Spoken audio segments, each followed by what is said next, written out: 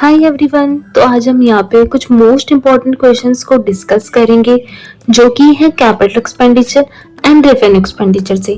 अगर आपको इन questions MCQs पसंद आए तो हम इनसे रिलेटेड और अदर क्वेश्चंस को भी देखेंगे जो कि मैंने कुछ प्रीवियस पीवाईक्यू से लिए हैं। तो यहाँ पे हम डिस्कस के साथ आंसर के साथ हम इसके रीजंस को भी देखेंगे कि क्यों यहाँ पे कैपिटल आए, क्यों यहाँ पे रेवेन्यू आए। तो हमारे पास जो फर्स्ट क्वेश्चन है वो है white washing of an old buildings for the first time after purchase is. तो इसका आंसर दीजिए कि ये कैपिटल होगा या रेवेन्यू होगा। तो सबसे पहले यहाँ पे क्या बोल रहा है कि जब हम किसी मशीनरी को परचेज करा है हमने और उसका जो हम फर्स्ट टाइम क्या करें, व्हाइट वॉश करें, कलर कर रहे हैं, तो वो किसके अंडर आता है? तो ये हमारा आता है कैपिटल एक्सपेंडिचर में। किस पे आता है? कैपिटल। अब ये कैपिटल एक्सपेंडिचर क्यों हुआ? क्योंकि जो भी एक्सपेंस हम क्या करते हैं, इनकर्ड करते हैं न्यूली एक्वायर्ड ओल्ड, या चाहे ओल्ड हो या न्यू एसेट्स हो, उसको रेडी करने के लिए, तो वो हमारे किस में आता है? कैपिटल एक्सपेंडिचर में। नेक्स्ट हमारे पास है which of the following is a revenue expenditure. आप हमारे पास चार ऑप्शन है, इनमें से हमें देखना है कि रेवेन्यू एक्सपेंडिचर के अंदर कौन आते हैं। तो पहला हमारे पास है परचेज ऑफ लैंड, सेकंड हमारे cost of patent rights, repairs to make keep a machine in working order, last हमारे पास है कंस्ट्रक्शन ऑफ अ बिल्डिंग। तो आप इनमें से बताएं कि हमारे पास रेवेन्यू एक्सपेंडिचर कौन सा होगा। तो हमारे पास रेवेन्यू एक्सपेंडिचर है repairs to keep a machine in working order. मतलब क्योंकि जो भी हमारे रूटीन मेंटेनेंस होते हैं एक्सपेंसेस, वो हमारे किस में आते हैं? रेवेन्यू एक्सपेंडिचर के अंडर पे आते हैं।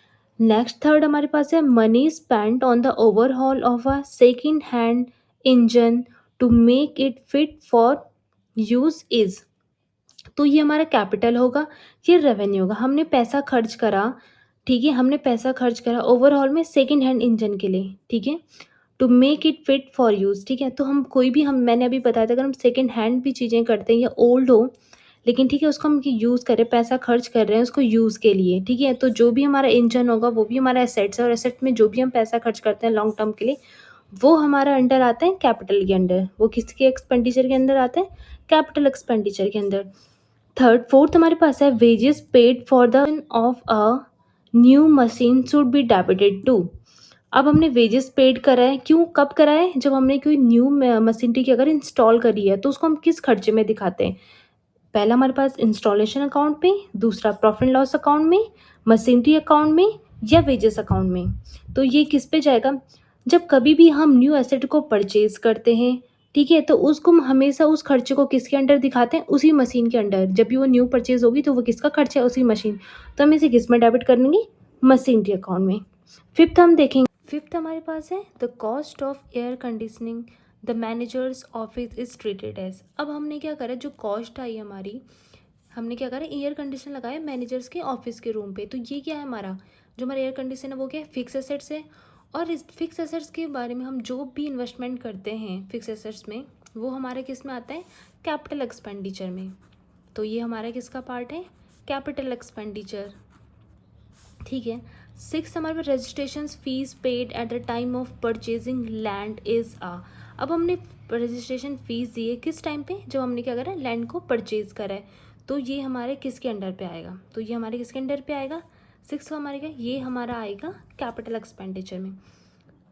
अब ये बताओ कि हमारा ये कैपिटल एक्सपेंडिचर में क्यों आएगा? क्योंकि जो भी हमारे क्या होते हैं, लीगल फीस होती हैं, रजिस्ट्रेशन होती हैं, उन सब की कॉस्ट को हम किसके अंदर रखते हैं?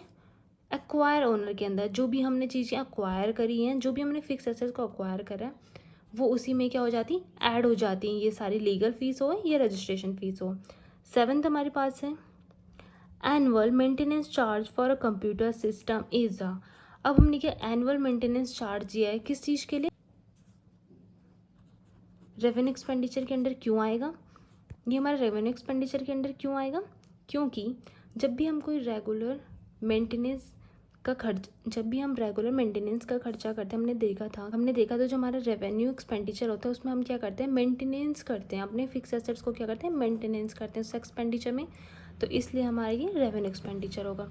एट्थ हमारे पास है amount spend on the reinstallation of a second hand machine shifted to a new site is आ। तो इसमें क्या आएगा, ये हमारा केस पे आता है रेवेन्यू एक्सपेंडिचर में। अब हमारा ये रेवेन्यू एक्सपेंडिचर क्यों होगा, क्योंकि रेवेन्यू एक्सपेंडिचर क्यों होगा, क्योंकि जो भी कॉस्ट हमारी ये होती है मूविंग और री इंस्टॉलेशन वगैरह की जो कॉस्ट होती है एसेट्स की, वो हमने ऑलरेडी क्या करी, क्योंकि हमने ऑलरेडी वो परचेज़ करी, वो ऑलरेडी है ओन्ड है, वो हमारा है, ठीक है।